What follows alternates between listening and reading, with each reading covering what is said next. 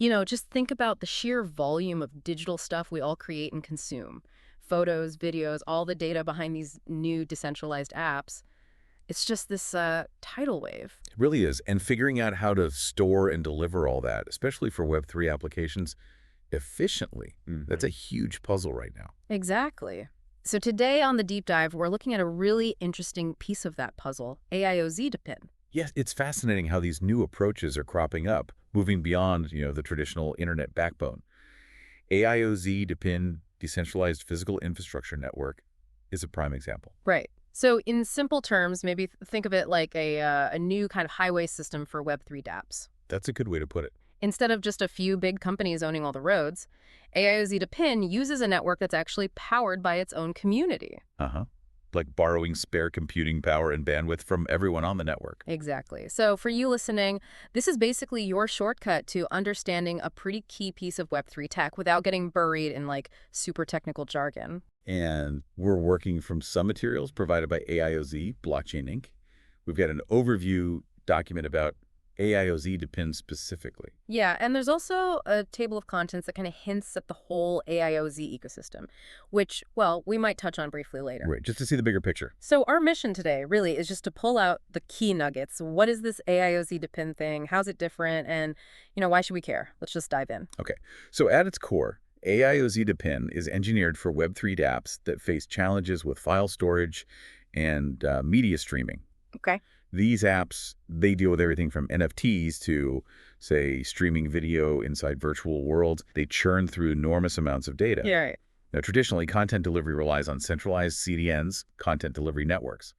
Big companies, big server farms. AIOZ DePIN flips that model. Okay, flips it. You mentioned the community-powered network, so it's using regular people's computers, their spare capacity. Exactly that. It's peer-to-peer. So instead of data always coming from a central server maybe miles away, it could come from another user on the network, someone much closer perhaps, who's offered up their spare storage and bandwidth. Ah, okay. But why would people do that? Just out of goodness. Well, that's the clever part. There's an incentive system. Ah, right. The overview mentioned AIOZ token. Precisely. Participants who share their resources, storage, bandwidth, delivery power, they earn these AIOZ tokens. So dApps get the infrastructure they need, and the community members providing it get rewarded. It sounds like a self-sustaining ecosystem. That's the idea, and it creates this large distributed network. Plus, think about security. Yeah, I was going to ask, spreading data out like that must make it inherently safer, right? Harder to attack. It does. There's no single honeypot, no single point of failure that can bring the whole thing down if it's attacked or has an issue. Okay. And the overview also mentions that developers get a pretty user-friendly interface for managing storage, transcoding. Which is like converting video formats. Yeah, exactly. And delivery. So they're trying to make it relatively easy for people to build on top of this network. Okay, got the basics. Peer-to-peer, token rewards, more secure. Now, the overview lists some big advantages. Let's talk about infinite scalability.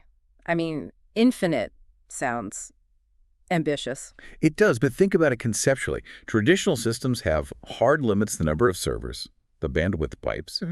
With a community network, the potential capacity grows as more users join and contribute resources. If demand goes up, more people can join to meet it. So the network can just expand organically. Theoretically, yes, there isn't that central bottleneck. Mhm. It scales with its user base, which is crucial for Web3, where things can, take off really quickly. Okay, that makes sense. Scaling on demand. What about cost effectiveness? How does ditching the big data centers save money?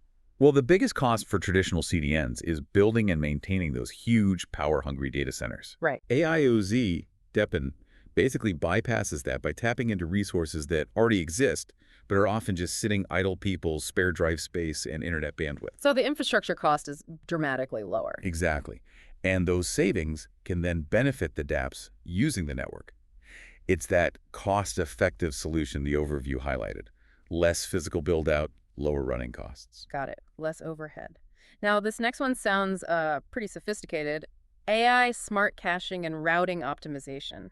AI, how does that fit in? Yeah, this is where it gets quite smart. Mhm. The AI analyzes network traffic and content popularity. Okay. It figures out the best places across the network to temporarily store copies or caches of popular files closer to the users who are likely to ask for them. Ah, so if a video is popular in, say, Europe, the AI makes sure copies are stored on nodes in Europe. Precisely. And it also constantly calculates the most efficient data delivery paths, dodging congestion, minimizing delay latency, and cutting down on wasted bandwidth. So the AI is actively managing the network for speed and efficiency. That's right. It's not just passive storage. It's intelligently managed. Cool. Okay, next. Enhanced data privacy. We sort of touched on decentralization helping, but what else? Well, the decentralized structure itself is a big privacy win. No single entity controls all the data pathways. But the overview also mentions strong encryption. For data in transit and at rest. Yes, both. And critically, it emphasizes user control over personal information, which is a core tenet of Web3, really, giving control back to the individual user. Definitely a big plus.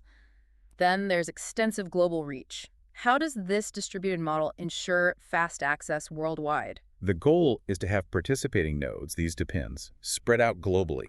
So if you're requesting data, chances are there's a node relatively close to you that can serve it, rather than having it travel halfway around the planet from a central server. Shorter distance equals lower latency, faster access. Like local mini servers everywhere, powered by the community. Kind of, yeah. Distributed delivery points. Okay.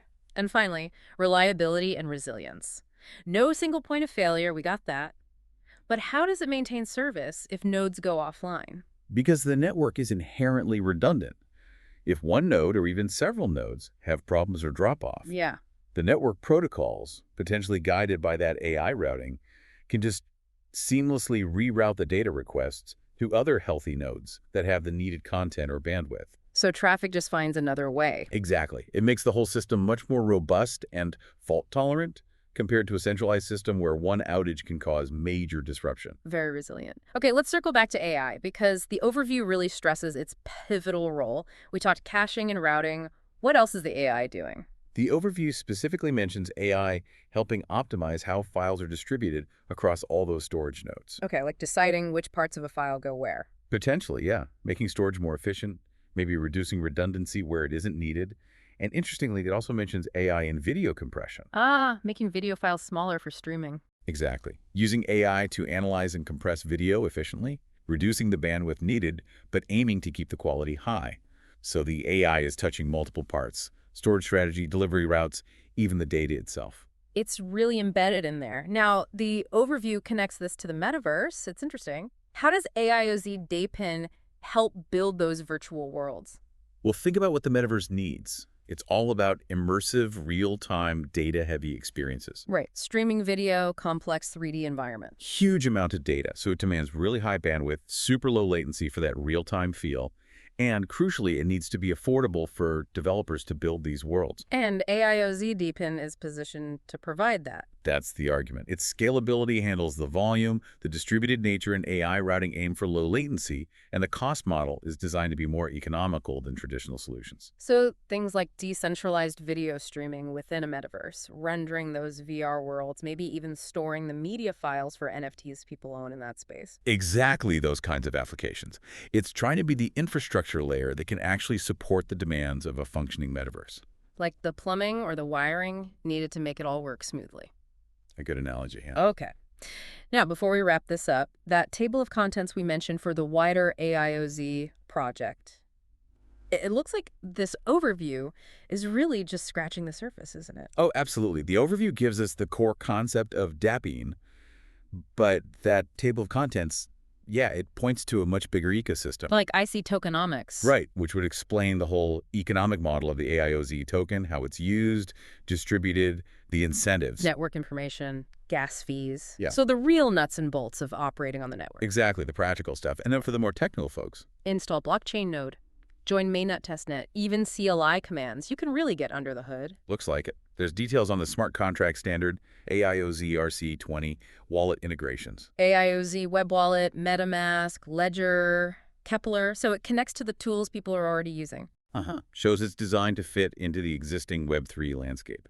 And it seems there are different ways to participate too, not just sharing storage. Validator overview, delegator guide, stake AIOZ. Right. Suggests different roles within the network, likely with different rewards and responsibilities. It paints a picture of a pretty comprehensive project. So yeah, our deep dive today really focused on the DePIN concept itself. Which is the core storage and delivery piece, yeah. Yeah. But clearly there's a lot more surrounding it for anyone who wants to dig deeper. Okay, so let's try and summarize. AIOZ DePIN, it's putting forward this decentralized approach for Web3 data storage and delivery, Uh-huh. Using a community-powered network. aiming for better scalability, lower costs, enhanced privacy, all boosted by AI optimizing things like caching and routing. Yeah, and with clear potential applications for things like dApps and especially the metaverse. The real takeaway seems to be that mix of community power and AI intelligence. It's a pretty novel approach to tackle that massive data challenge we started with. So here's a thought to leave you with. Could these DAPINs, these decentralized physical infrastructure networks, genuinely challenge the big cloud providers we all rely on now? Interesting question. What does it mean for data ownership, for accessibility, if the infrastructure itself becomes more community-run? And, thinking about Web3, which parts do you think could be most transformed by this kind of shift? Is it streaming, storage, something else entirely? Big questions. Definitely something to mull over as technologies like AIOZ DePIN evolve. I think this overview gives us a solid starting point for understanding one possible future for digital infrastructure. Absolutely. Well, that's all the time we have for this deep dive. Hopefully you've got a clearer picture now of AIOZ DePIN and what it's trying to achieve. Thanks for tuning in.